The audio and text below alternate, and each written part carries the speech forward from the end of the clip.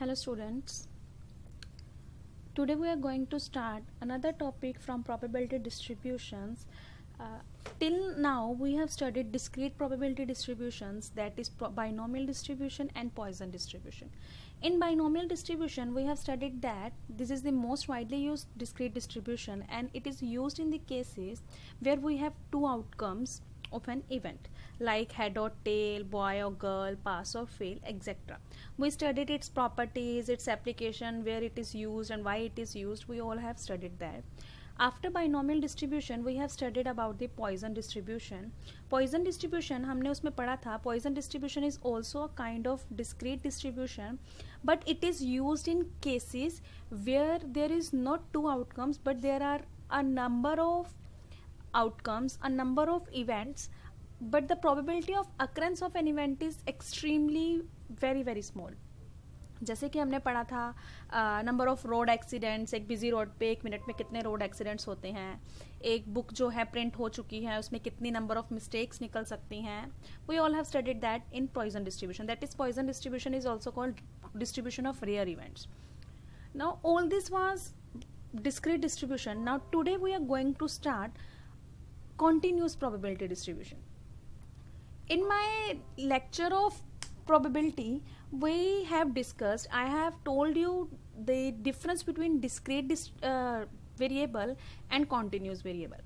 Discrete variable एक ऐसा variable होता है जिसकी कोई एक पर्टिकुलर वैल्यू होती है, मैंने आपको बताया था पहले भी.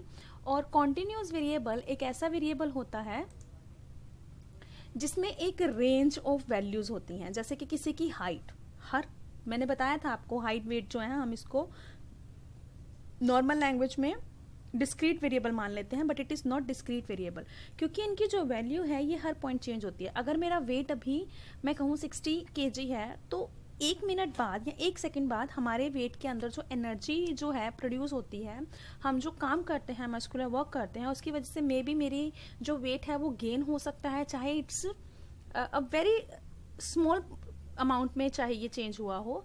मेरी एज जो है, अगर मैं कहूँ आई एम 28 years old तो I am not 28 years old. Her second her minute मेरी एज जो है वो बढ़ती जा रही है, तो that is called continuous variable. So we are going to study the continuous variable को represent करने के लिए जो distribution है, the name is normal distribution.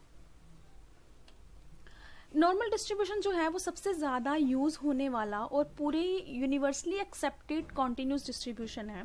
अब मैंने जैसे लिखा है कि in case of continuous variables like height, weight, etcetera, it is impossible to distribute the total probability among different mass points because between any two unequal values there remains an infinite number of values. कि हमें क्यों ज़रूरत पड़ती है continuous variable को represent करने के लिए कॉन्टिन्यूस डिस्ट्रीब्यूशन की. बिकॉज अगर आप देखो कि आप दो अनइक्वल वैल्यू जैसे x और y दो वैल्यूज हैं, लेट अस सपोज राम की हाइट और श्याम की हाइट की बात हो रही है, ये दो अनइक्वल वैल्यूज हैं, इसके बीच अगर मैं प्रोबेबिलिटी डिवाइड करने की बात करूं तो राम और श्याम की हाइट अगर 68 और 69 भी है, चाहे एक पॉइंट का डिफरेंस है, but this one point itself contains an infinite number of points. तो बहुत सी वैल्यूज इसके अंदर होती हैं, उसके लिए हम जो है नॉर्मल डिस्ट्रीब्यूशन को यूज करते हैं.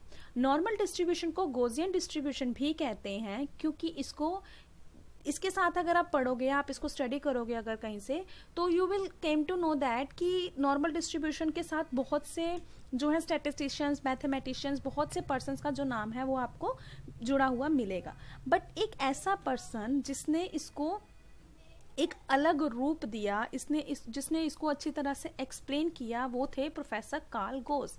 उन्हीं के नाम पे इसको गॉसियन डिस्ट्रीब्यूशन कहते हैं. उन्होंने इसको डिराइव किया था 1809 में.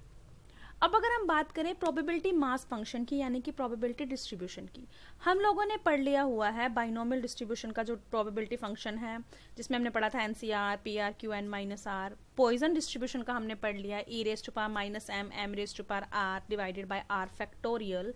सेम इसी तरह से अगर मुझे नॉर्मल डिस्ट्रीब्यूशन को डिराइव करना हो तो मेरे पास एक जो है वो फंक्शन होना चाहिए. उस फंक्शन को हम कहते हैं probability mass function. Normal distribution के लिए वो फंक्शन है integration of 1 divided bye, actually this value ये जो लिखा है मैंने स्टैंडर्ड डेविएशन वाली value, this is under 1 divided by standard deviation under the root 2 pi multiplied by e raised to power minus 1 by 2 x bar minus mu divided by standard deviation whole square with dx. Now what is this dx?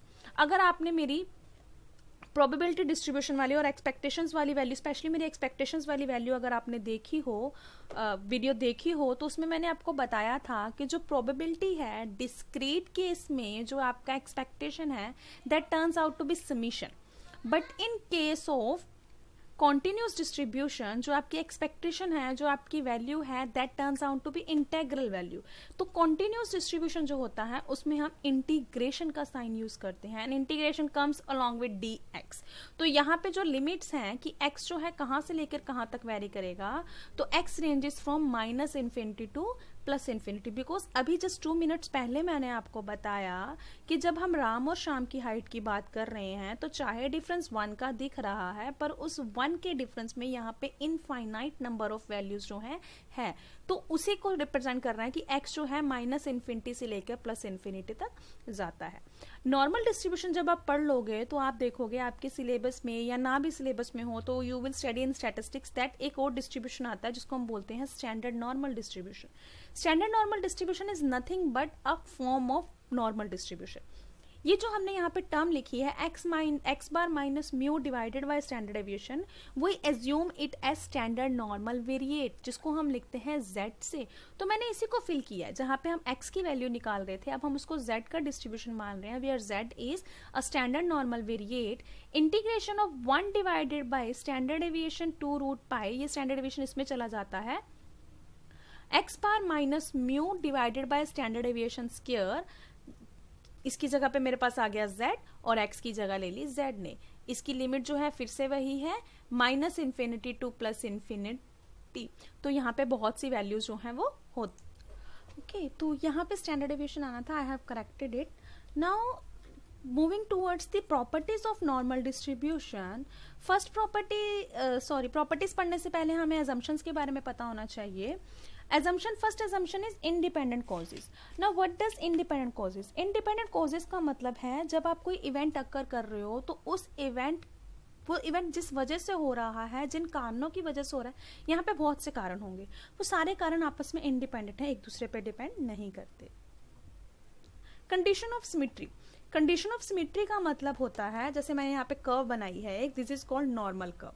Condition of symmetry का मतलब है चाहे आप इस side पे आ जाओ चाहे आप इस साइड पे आ जाओ, दोनों साइड्स आपकी बराबर होती हैं.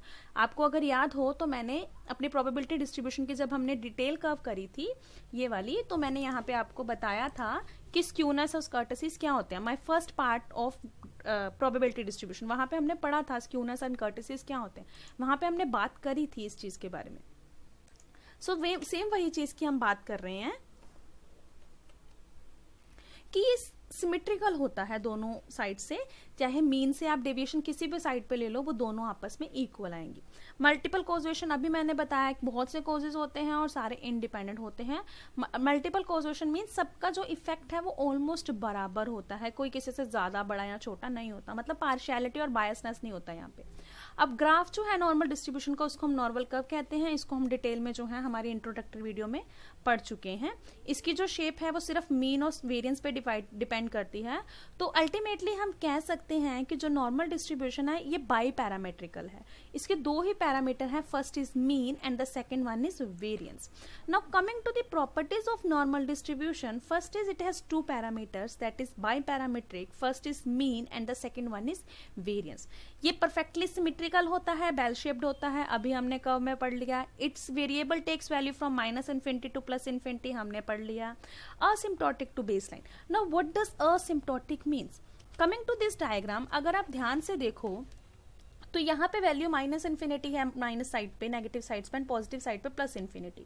सेंटर में आपके मीन, मीडियन और मोड तीनों आपस में बराबर है. ये नॉर्मल डिस्ट्रीब्यूशन की प्रॉपर्टी भी है कि इसमें मीन, मीडियन और मोड बराबर होते हैं, क्योंकि इसमें सिमेट्री होती है, सब कुछ आपस में बराबर होता है. अगर आपका मीन 5 आ रहा है, your median will be 5, your mode will be as well 5, तो तीनों बराबर होंगे. अगर आप इस डायग्राम को देखो तो ये जो पॉइंट है यहाँ पे, ये जो कर्व जा रही है, ये कुछ समय के बाद नीचे को जा रही है, लेकिन कुछ समय के बाद ये इसके पैरेलल हो जाती है। इसी को बोलते हैं असिम्प्टोटिक। असिम्प्टोटिक का मतलब होता है neither touch x axis not touch y axis, कि ये किसी भी आपकी जो बेस लाइन है, इस डायग्राम में मेरी जो बेस लाइन है वो मेरी एक्स एक्सिस की लाइन है, तो ये एक्स एक्सिस की लाइन को टच नहीं करता, उसके बहुत पास चला जाएगा, approximately will be equal to zero but will never be equal to zero. Zero के बराबर होने के अप्रोक्सीमेट वैल्यू पे चला जाएगा, उसके बिल्कुल पास पहुंच जाएगा, बट कभी भी जीरो नहीं होगा। जीरो या कोई भी वैल्यू जो उसकी है वो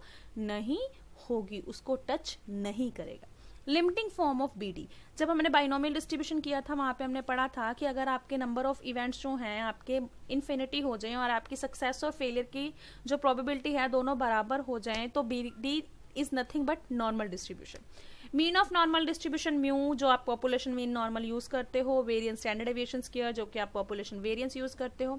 now coming to movement generating function. Movement generating function क्या है, कैसे निकालते हैं, इसके बारे में हम बाइनोमियल डिस्ट्रीब्यूशन में पढ़ चुके हैं। फिर भी इस वीडियो के बाद मैं इन सभी प्रॉपर्टीज को डिराइव करने की एक वीडियोस भी डालूंगी। अभी तक मैंने जो पॉइजन या बाइनोमियल की भी प्रॉपर्टीज डाली हैं वो सीए के सिलेबस को ध्यान में रखते हुए डाली हैं, कॉम्पिटिटिव एग्जाम के सिलेबस को ध्यान में रखते हुए डाली है।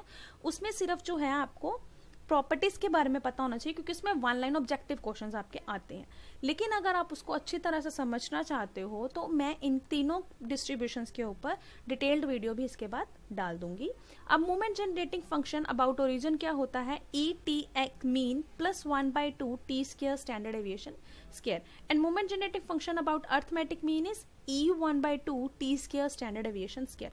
कैरेक्टरिस्टिक फंक्शन मैंने आपको पहले भी बताया था, कैरेक्टरिस्टिक फंक्शन को रट्टा लगाने की जरूरत नहीं है, it is nothing but iota की मैंने बात करी थी। तो मूवमेंट जनरेटिंग फंक्शन में जब टाइम पीरियड टी आएगा तो उसके साथ एक टर्म आ जाती है I, that is called iota. It possesses the property of symmetry. अभी हम पढ़ चुके हैं, इसमें लेफ्ट हैंड साइड जो है राइट हैंड साइड के बराबर होती हैं। मूवमेंट्स अबाउट ओरिजिन, ये भी मैंने आपको बताया हुआ था, मैंने आपको कहा था याद कैसे करते हैं। जो फर्स्ट मूवमेंट होती है अबाउट ओरिजिन वो हमेशा मीन होती है, और जो फर्स्ट मूवमेंट होती है अबाउट अर्थमेटिक मीन वो हमेशा जीरो होती है। 3 मूवमेंट याद करने का मैंने तरीका बताया था। पहली मूवमेंट अबाउट ओरिजिन हमेशा मीन होती है। सेकंड जो मैंने बताया था, first movement about arithmetic mean हमेशा जीरो होती है, और second movement about arithmetic mean हमेशा वेरिएंस होती है। तो 3 मूवमेंट्स तो हम तीनों डिस्ट्रीब्यूशन की एज इट इज वैसे ही याद कर सकते हैं।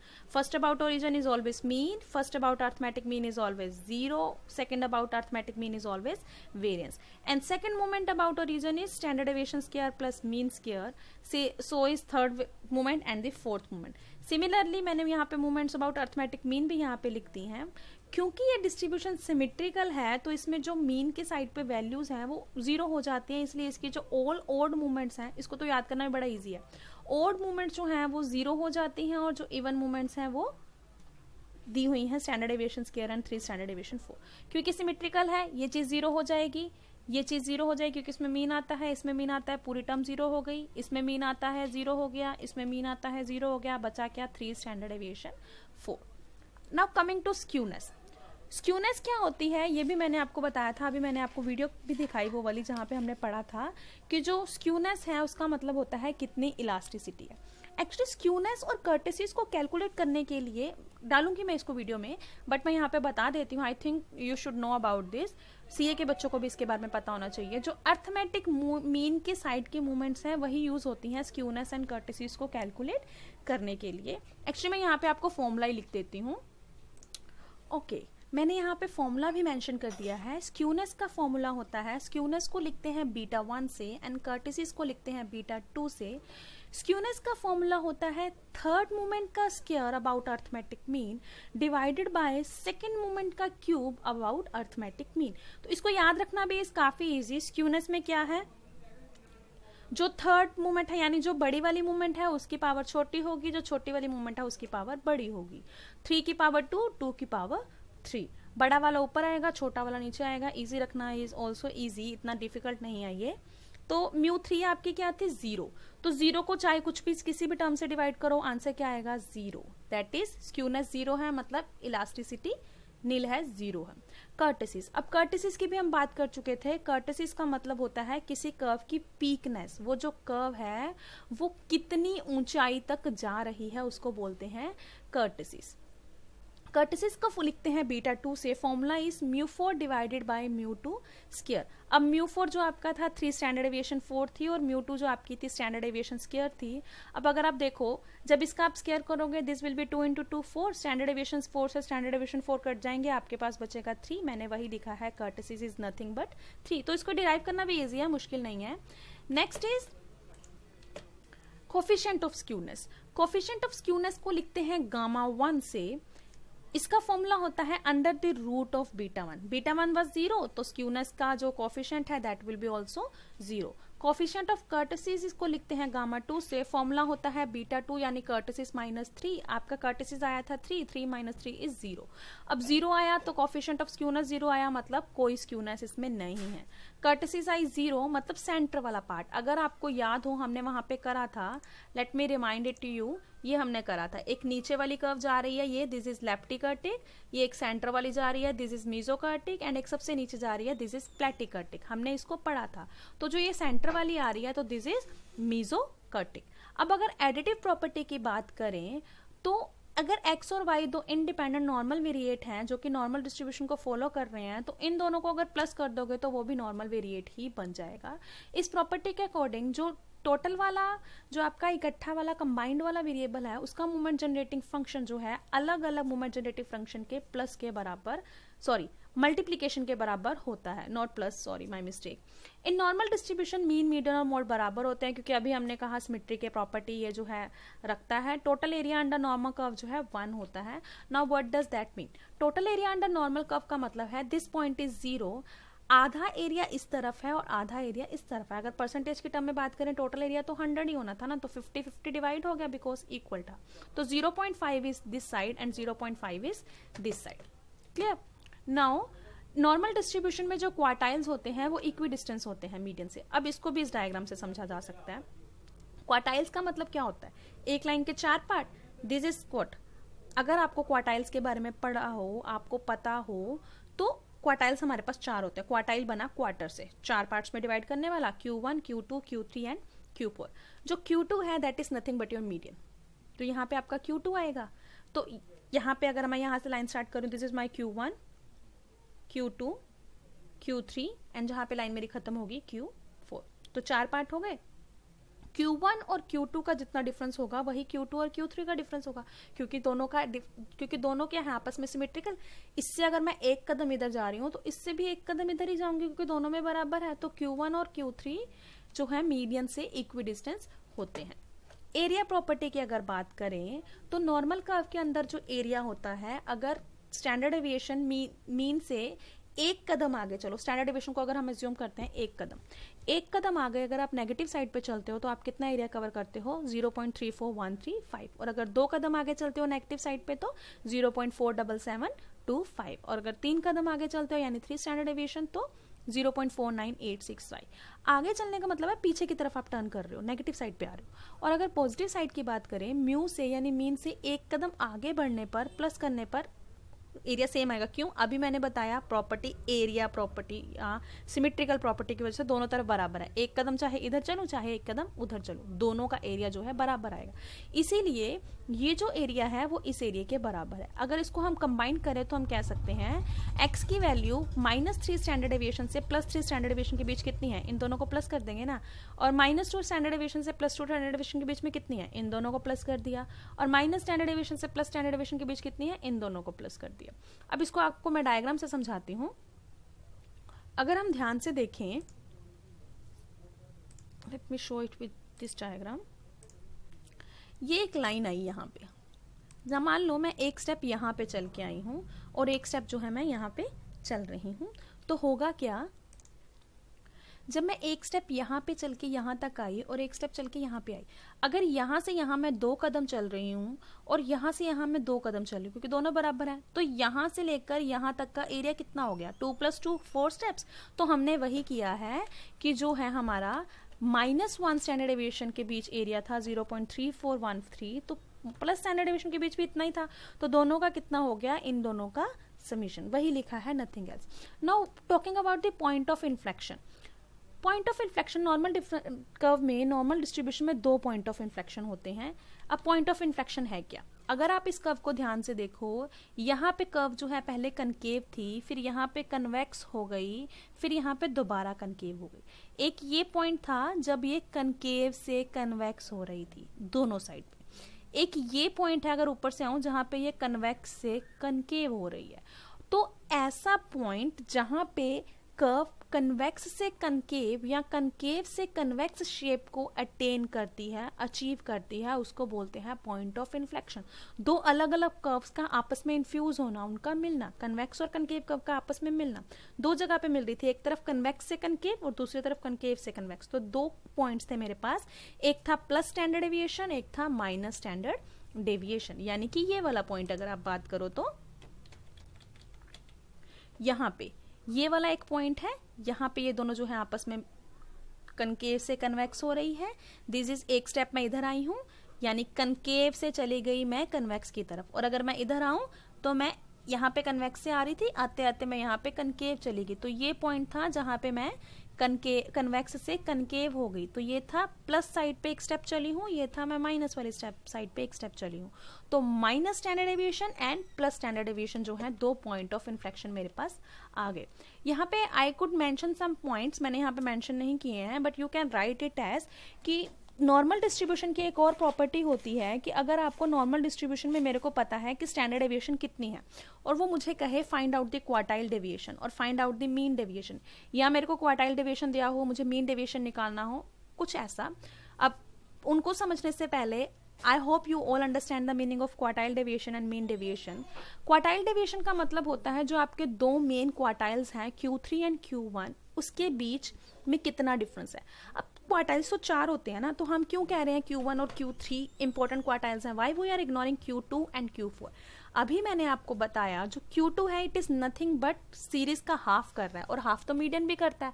जब हमारे पास मीडियन है तो मुझे Q2 की क्या जरूरत है. और अगर आप Q4 की बात करो तो Q4 is nothing but the end of the series, यानी कि n. तो n तो मुझे पता ही है टोटल 4 पार्ट्स हैं. अगर मुझे पता है टोटल जो लेंथ है वो 16 है, तो Q4 इज योर 16. तो इसीलिए Q4 और Q2 जो है इंपॉर्टेंट नहीं होते. उन दोनों के डिफरेंस को बोलते हैं quartile deviation. Semi interquartile range भी कहते हैं इसको, अगर आपको याद हो तो. मीन डेविएशन क्या था? मीन डेविएशन जो मीन होता है नॉर्मल क्लासेस में अप टू 10th, और बहुत से बच्चों को +2 तक भी यही पढ़ाया जाता है कि जब भी मीन आए तो मीन मीन्स अर्थमेटिक मीन, जो हम करते ही हैं, mean means mean. But no, mean doesn't means mean. मीन का एक्चुअल में मतलब होता है एवरेज. अब नॉर्मल लैंग्वेज में आप कहोगे मैम एवरेज का तो मतलब होता है मीन, जो एक नॉर्मल आप ले रहे हो कि यहाँ से मैं कितना एवरेज चली हूँ. No, average doesn't means mean only. Average 2 तरह की होती है, mathematical average and positional average. Mathematical average में आता है मीन. तो अगर आप मैथमेटिकल एवरेज की बात कर रहे हो तब आप बात कर रहे हो अर्थमेटिक मीन की. और जब आप पोजिशनल एवरेज की बात कर रहे हो, पोजिशनल एवरेज जो आपके सिर्फ न्यूमेरिकल वैल्यू नहीं देता, आपको एक पोजीशन भी बताता है कि मैं सीरीज में कहाँ पे हूँ. जैसे मीडियन वो बताता है मैं सीरीज में सेंटर पे हूँ. मोड वो बताता है ये वैल्यू है, ये बार बार आ रही है, मैं यहाँ पे स्टैंड करता हूँ अपनी वैल्यू के साथ. तो जब मीन की बात आएगी तो mean means median, mode and arithmetic mean. Arithmetic mean, geometric mean, हर तरह का मीन भी उसमें आ जाता है. तो mean doesn't means your arithmetic mean only. Mean means mean, median, mode, तीनों की बात हो रही है. तो मीन डेविएशन में हम क्या पढ़ते हैं? एक एवरेज वैल्यू से आपके जो वैल्यू है वो कितनी दूर है. वहाँ पे आप पढ़ते हो summation x minus x bar divided by n, summation x minus median by n, summation x minus mode by n. वो जो मोड, मीन, मीडियन आ रहे हैं ना, this is your mean deviation. Deviation मतलब माइनस, कितना आप मीन से deviate कर रहे हो, एवरेज वैल्यू से कितना डेविएट कर रहे हो, कितना आप मीन से डेविएट करते हो, कितना आप मीडियन से डेविएट करते हो, कितना आप मोड से डेविएट करते हो. तो that is called mean deviation. Now coming back to the point जहाँ पे मैं बात कर रही थी कि नॉर्मल कर्व में अगर आपको स्टैंडर्ड डेविएशन दी हो या मीन डेविएशन दिया हो या क्वार्टाइल डेविएशन दिया हो, तीनों में से कोई एक वैल्यू दी हो और बाकी 2 वैल्यूज निकालनी हो, तो आप कैसे निकाल सकते हो? उसके लिए हमारे पास एक फॉर्मूला है. 4 standard deviation is equal to 5 mean deviation is equal to 6 quartile deviation. Let me write it for you. Okay, now I have written this to you 4 standard deviation is equal to 5 mean deviation is equal to 6 quartile deviation. यानी कि अगर आपको simple standard deviation दी हो और mean deviation निकालने के लिए क्या हो, तो आप क्या करोगे, standard deviation is equal to 5, ये 4 इधर मल्टीप्लाई, उधर जाके डिवाइड, 5/4 मीन डेविएशन। और अगर क्वार्टाइल डेविएशन दी हो, स्टैंडर्ड डेविएशन निकालने के लिए कहा हो, तो standard deviation is equal to 6/4 quartile deviation, that is 3/2 quartile deviation. तो इस तरह से यूज करके आप तीनों में से अगर आपको कोई भी एक वैल्यू दी है तो आप बाकी की सारी वैल्यूज जो है वो निकाल सकते हो। I hope it is clear to you. Now coming to the applications of normal distributions. अब applications तो normal distribution की बहुत हैं। ये सिर्फ स्टैटिस्टिक्स में यूज नहीं होता, ऑलमोस्ट हर एक सोशल साइंस हो या दूसरी साइंस हो ये यूज होता है। वहाँ पे कॉमर्स में यूज होता है नॉर्मल डिस्ट्रीब्यूशन बहुत ज़्यादा, और सीए के स्टूडेंट्स तो ऑब्वियसली कॉमर्स वाले स्टूडेंट्स होते हैं, नहीं बहुत बाकी स्टूडेंट्स भी होते हैं, लेकिन देन मोस्टली सीए के स्टूडेंट्स का जो बैकग्राउंड है वो कॉमर्स का होता है, तो उनको पता है कि नॉर्मल डिस्ट्रीब्यूशन उन्होंने कहाँ कहाँ यूज़ करना है।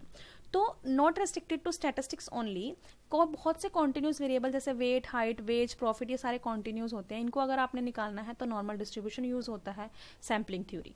अब सैम्पलिंग थ्योरी तो हर जगह यूज़ होती है, हर डिकेड में एक सेंसस होता है। तो सेंसस क्या होता है, जब पूरी पॉपुलेशन को स्टडी किया जाता है। अब अगर पूरी पॉपुलेशन को स्टडी करना ना पॉसिबल हो, किसी स्कूल के बच्चों को स्टडी करना है, मैं किसी स्कूल या किसी कॉलेज में मैं नई जा रही हूँ, मुझे नहीं पता कि इस क्लास के बच्चे कैसे होंगे, इस कॉलेज के बच्चे कैसे होंगे, तो हम क्या करते हैं, फर्स्ट डे में ही हम क्लास का थोड़ा सा अपने माइंड में पॉइंट ऑफ व्यू बनाते हैं, क्लास कैसी होगी। सारे बच्चे तो नहीं हो सकता उस दिन प्रेजेंट हुए, कुछ बच्चे प्रेजेंट थे, उनके बिहेवियर से हम ज्यूम कर लेते हैं ये क्लास इस तरह से होगी। तो वो जो पूरी क्लास में से कुछ बच्चों के बिहेवियर को देखकर मैंने एज्यूम किया कि ये क्लास कैसी होगी, वो मेरा सैंपल था। सैम्पलिंग थ्योरी जो है पूरी की पूरी नॉर्मल डिस्ट्रीब्यूशन पे बेस करती है। अगर नॉर्मल डिस्ट्रीब्यूशन ना होता तो शायद सैम्पलिंग थ्योरी भी ना होती। Useful for large sample test. आप लोगों ने टी टेस्ट के बारे में पढ़ा होगा, F test, chi square test. जो टी टेस्ट है वो आपके पास, या एफ टेस्ट है, that is use to test sample, जो छोटे छोटे सैंपल होते हैं। मैंने 20 का सैंपल ले लिया, मैंने 25 का सैंपल ले लिया, मैंने 10 का सैंपल ले लिया, मैक्सिमम 30 तक का अगर मेरे पास सैंपल है तो मैं टी और एफ डिस्ट्रीब्यूशन को जो है यूज कर सकती हूँ। लेकिन अगर मेरा सैंपल साइज 30 से ज्यादा बढ़ जाए, 1000 बच्चों का सैंपल साइज है, 50 बच्चों का सैंपल साइज है, 100 बच्चों का सैंपल साइज है, लार्ज सैंपल टेस्ट आते हैं तो नॉर्मल डिस्ट्रीब्यूशन यूज होता है, वहां पे आपका टी टेस्ट यूज नहीं हो सकता।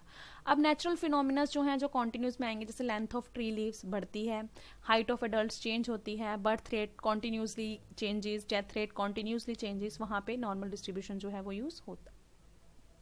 Use in construction of statistical quality control charts, correlation study करना है, regression, time series, exact sampling distribution. Exact sampling distribution क्या होते हैं, will give a video on that too. Chi square जो है आपका, your F distribution, your T distribution, ये जो है ये तभी पॉसिबल होते हैं जब आपका एन जो है बहुत ज्यादा लार्ज हो। और एन लार्ज किस केस में होता है, नॉर्मल डिस्ट्रीब्यूशन के केस में। तो इन एग्जैक्ट डिस्ट्रीब्यूशंस को निकालने के लिए भी जो है आपका नॉर्मल डिस्ट्रीब्यूशन होना जरूरी है। कोरिलेशन आप सबको पता है, हिंदी में इसको हम सहसंबंध कहते हैं, दो चीजों के बीच का संबंध। को मतलब दो, रिलेशन मतलब चीज है। तो correlation is association, study of association between two variables. Regression is also a study of association between two variables, but there is a very small difference between correlation and regression, and very crucial difference. Correlation में हम सिर्फ इतना कहते हैं दो चीजों के बीच में क्या रिलेशन है, पॉजिटिव, नेगेटिव या कोई रिलेशन नहीं। रेग्रेशन में हम ये भी पढ़ते हैं वो रिलेशन कैसे स्टेब्लिश हुआ, पहले कौन सी चीज चेंज हो रही है। मतलब रेग्रेशन में हम देखते हैं कौन सा वेरिएबल डिपेंडेंट है और कौन सा इनडिपेंडेंट है। कोरिलेशन में हम यही नहीं देखते कौन डिपेंडेंट है कौन इंडिपेंडेंट। कोरिलेशन में मैंने सिंपल स्टडी किया प्राइस और डिमांड का रिलेशनशिप, चलो जी नेगेटिव रिलेशनशिप आ गया मेरा, पर मैंने ये नहीं देखा प्राइस पहले बढ़ा या डिमांड पहले बढ़ी। रेग्रेशन में हम ये देखते हैं प्राइस के चेंज होने से डिमांड चेंज होगी तो नेगेटिव रिलेशन होगा, डिमांड के चेंज होने से प्राइस चेंज होगा तो पॉजिटिव रिलेशन होगा। तो रेग्रेशन में हम स्टडी करते हैं किसकी वजह से कौन चेंज हो रहा है, यानी cause and effect relationship. Now the next is, यहाँ पे मैंने मेंशन किया है टाइम सीरीज। जब डाटा को आप ओवर टाइम पढ़ते हो सारे चेंजेस को अवॉइड करके, डीसीजनलाइज करके, तो उसको बोलते हैं टाइम सीरीज पढ़ना। टाइम सीरीज में हम बहुत से इफेक्ट्स पढ़ते हैं, इसके 4 कंपोनेंट्स होते हैं, irregular events, cyclic events, seasonal events, secular events. तो इन सब को हम टाइम सीरीज एनालिसिस बोलते हैं। आई होप आपको ये लेक्चर समझ आया होगा। अगर आपको कोई डाउट है तो you can comment on the video और you can message me on my mail ID। Thank you very much.